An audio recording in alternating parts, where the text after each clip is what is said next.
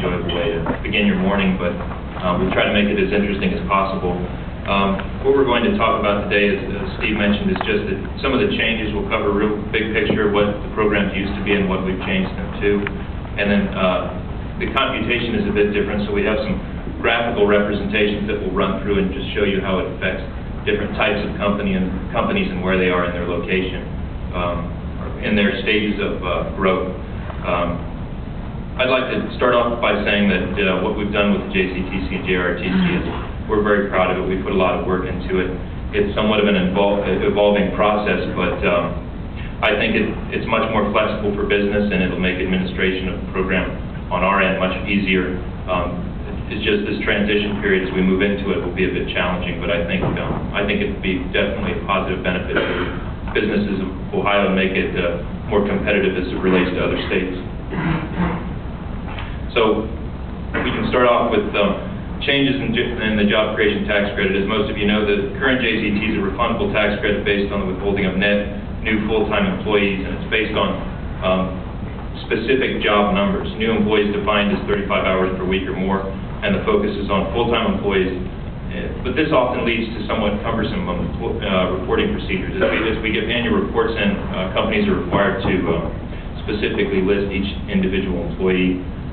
This creates a lot of programmatic difficulties, and when we look at some of the nuances of that, it slows things down, and we've received a lot of complaints of that in the past, and how it's judged on specific jobs, and also how it renders some companies ineligible.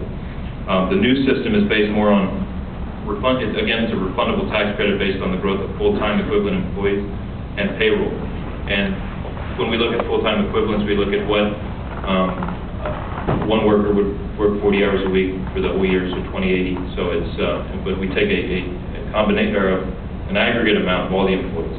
And this permits credits for the full-time employees, recognizing that leading-edge companies offer flexible work environments. This is trying to take into account, in the past, if an employee did not work 35 hours a week throughout the year, maybe they weren't eligible, and sometimes we had to, reduce the number of employees that would be eligible and ultimately reduce the credit. When we look at more of a payroll-based system, full-time equivalent employees, we allow companies to capture some of those added benefits that maybe they have different types of work schedules, or maybe they have some employees that work more and some work a little less, so it takes more of an aggregate amount. Thanks, Chad. A couple things I want to chime in on about that. Number one, I think if we all think back really hard, we can all remember the days when people actually were struggling to having to struggle to find talented employees and keep talented employees, and it wasn't the current recessionary environment that we're in. And in that environment, this idea of being able to help companies incentivize flexible work schedules is a big deal. The ability to say, you manage your employees and you manage your workforce in the right way, and the tax credit won't get in the way of that, is important. I think the other thing that is important when you look at this, the other thing that's important to remember is that we will still maintain our restrictions on not doing retail projects through the job creation tax credit. One of the concerns that we heard when we said that you could use flexible work schedules or part-time employment was everybody thought we were going to be doing grocery stores and McDonald's under the job creation tax credit. That is not the case. We will continue to have the same sort of major factor requirements that we've always had in the past. Thanks, Steve. A few other key points to bring up that aren't in this slide. In the past, we've received a lot of complaints or concerns that the post-term period for the job creation tax credit is a bit cumbersome. And currently, it's twice the term of the credit, so if a company would come for a 10-year tax credit, they would be required to maintain operations at the project site for twice the term of the tax credit, or 20 years. And the 10 years of post-term, they're not a credit-earning participant, but they're still required to annually report to the Department of Development to certify that they're maintaining operations at the site as a contractual obligation. With this new system, for the new program, it's went to term plus 3 or 7 years, whichever is greater. So in effect, it's just easier to think of it as term plus 3 because we rarely give 4-year tax credits, and that's the only time a 7-year tax credit would come into effect. So if this same company were to come now with a 10-year tax credit, it would be term plus 3, so they would be required to maintain operations at the project site for 3 years after the active credit earning stage. Also, some of the other things that we've looked at is that there's a different way to categorize relocated employees, where the first $200,000 in payroll don't go into the retained employees, but once they go over the $200,000 of payroll, relocated employees, that will all go into the retained payroll. And that's our way of, again, trying to understand that there's always going to be some relocation associated with projects within the state, and try to look at that in a more business-friendly.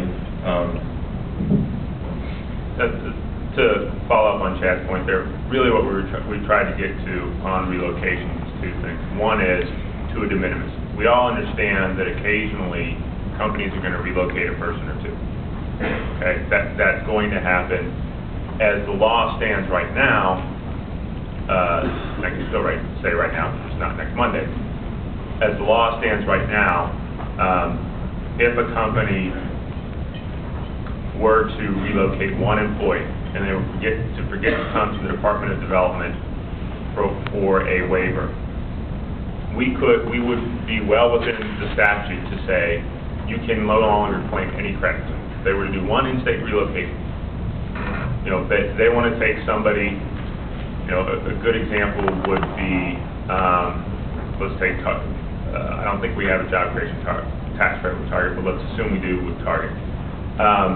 Target has distribution centers around the state of Ohio. Let's say they want to take an employee out of one of their stores and make them a manager in the distribution center, and they just forget to do that. They forget to tell us, and they forget to fill out the waiver.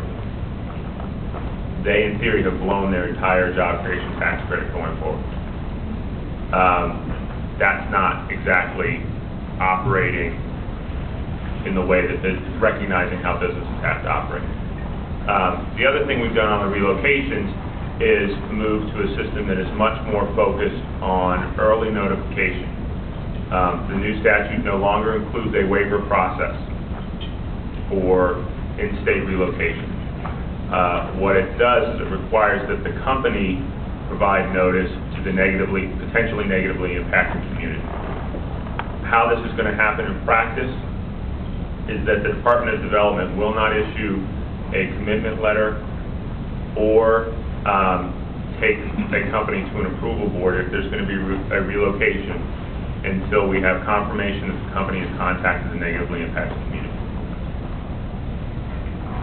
That simple. Okay.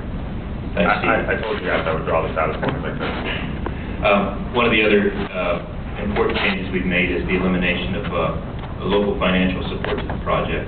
We're still going to require the local communities to provide some type of letter of support for the JCTC, but there will be no direct financial component involved, and that's primarily so that the local community doesn't get cut out of the discussions at some point. So we want to make sure that they are in support of the project, but that there's no need for direct financial support or requirement. However, they're still willing, or there's still opportunity for them to provide that if they do wish, and it would reflect that more of a collaborative support for the project.